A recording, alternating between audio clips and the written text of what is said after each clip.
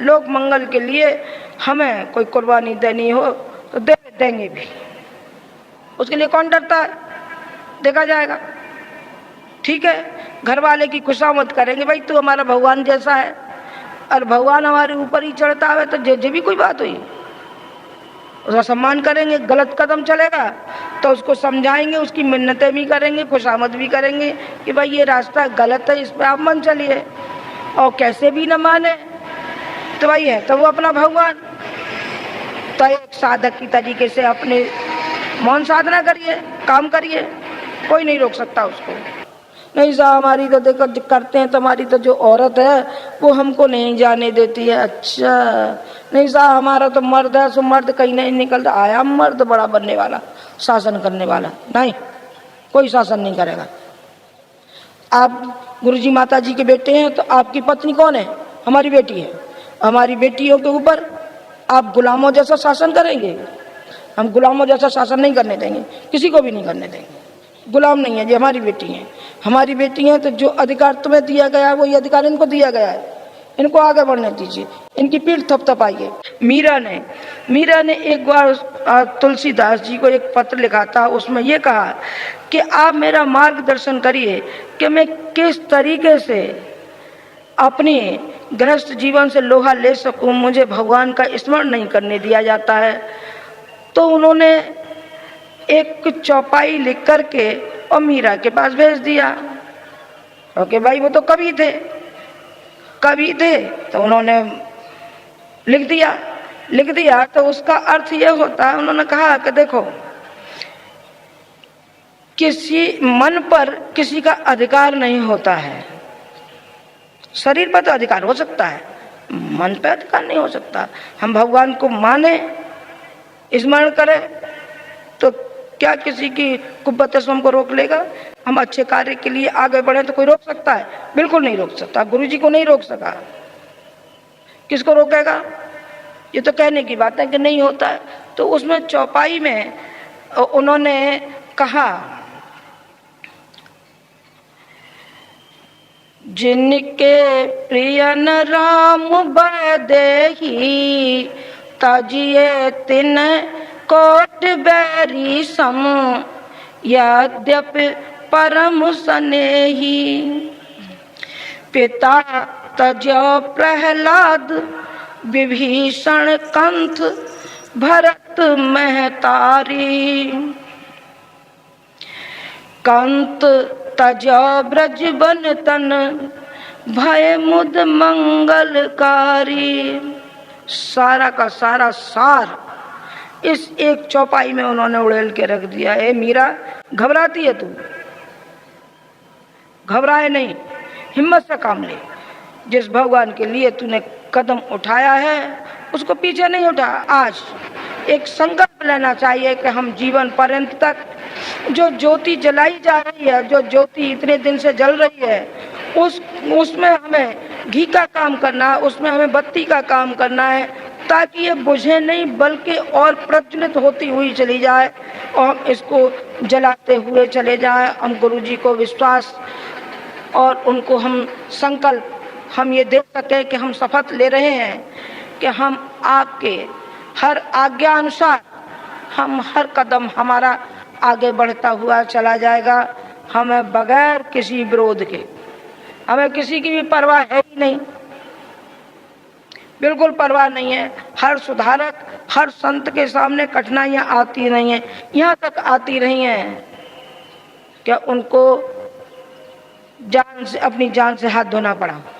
जैसे गांधी जी को गोली मार दी गई, सुकरात को जहर दिया गया, स्वामी श्रद्धानंद को गोली मार दी गई, दयानंद को जहर पिलाया गया। अरे किन किन का कहें, किन किन के सामने नहीं आता है। अरे मरना तो एक दिन है, देखा जाएगा। जब किसी के हाथ में ऐसा ही है तो वो भी देखा जाएगा। शहीद की तरीके से मरना चाहिए, कायरों की तरीके से नहीं, गिदड़ों की तरीके से नहीं, साहसियों की तरीके से। जिस तरीके से एक फौजी होता है, फौजी कमांडर आगे आगे चलता है। अरे देखा जाए गोलियां चल रही हैं तो देखा जाएगा, हमारे हिस्से की गोली होगी तो लग जाएगी, और नहीं तो जिंदा से बची आएंगे। कौन परवाह करता है इस समय जो हमारी मान और इज्जत जो हमको अपने राष्ट्र की बचानी है, तो उस राष्ट्र के लिए हम कुर्बानी देंगे कि हम ये करेंगे।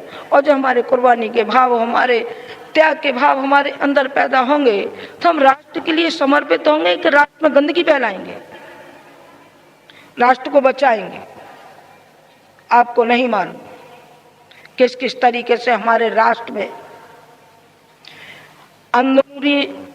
अंदरूनी जो विकृतियां हैं वो अभी बाहर की है, तो हमें चैन नहीं लेने देती। हमारी घर में आग लग रही है, अरे तो इस आग पे पानी कौन डालेगा? आग ही लगाते चले जाएंगे। आग लगेगी तो याद रखना, पड़ोस में आग लगेगी तो उसमें प्रभावित आप भी होंगे।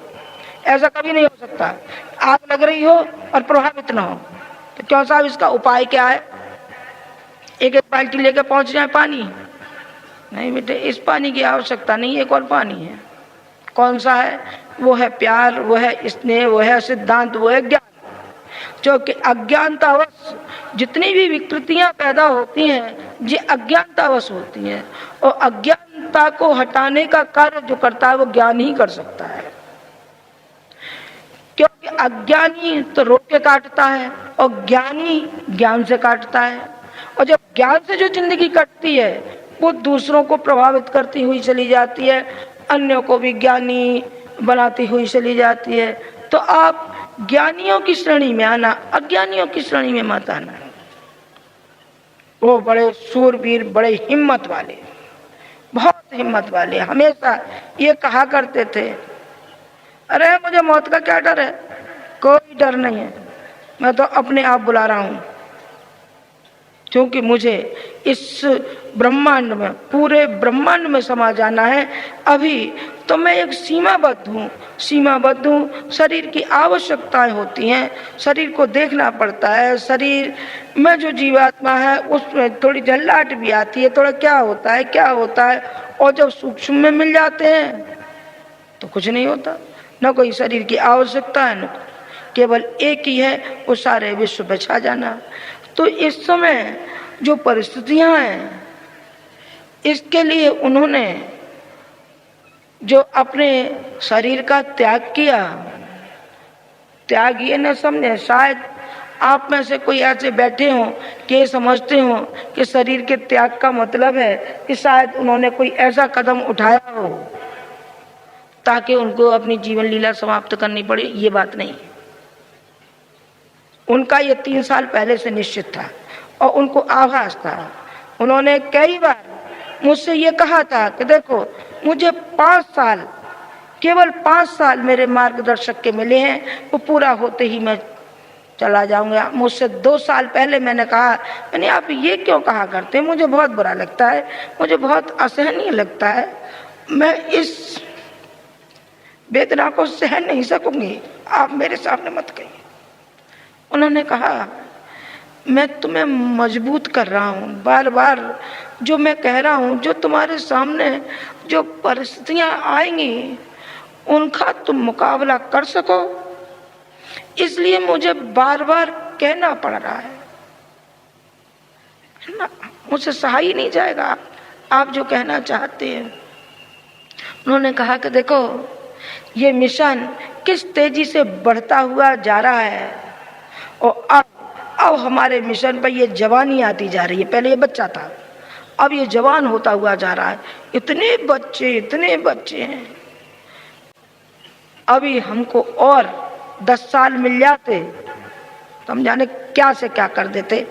जो उनकी 2 साल 3 साल पहले की मैं बात बता रही हूँ आपको। मैंने ये कहा कि साहब देखिए, मुझसे तो भारी भी शरीर है और घुटनों में भी थोड़ी सी बैठी रहती तो जकड़न सी है, तो चलने फिरने में मुझे तो कुछ है भी। आपका तो बिल्कुल कहीं भी कोई रोग नहीं, दोग नहीं। आप ऐसी बात क्यों करते हैं? आप मत करिए, मुझे जाने दीजिए ना। नहीं, ये 3 साल पहले की मैं बात बता रही हूँ।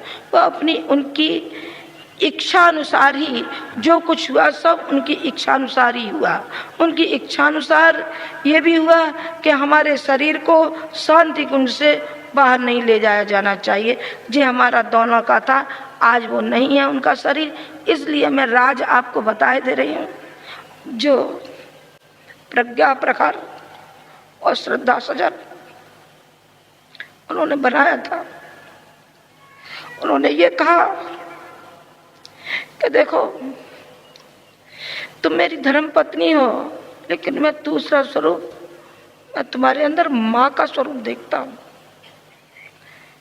जैसे माँ का स्वरूप होता है, और मैं चाहता हूँ कि अपना और तुम्हारा एक स्मारक बना जाओ।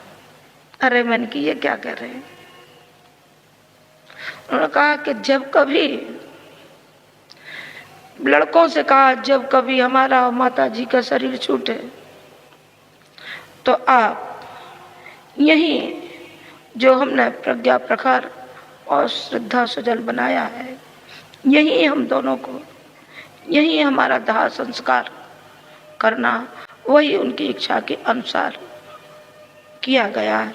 न मालूम जी प्रसंग जाने कैसे आ गया दिमाग में, आ जाता है तो वो निकल जाता है।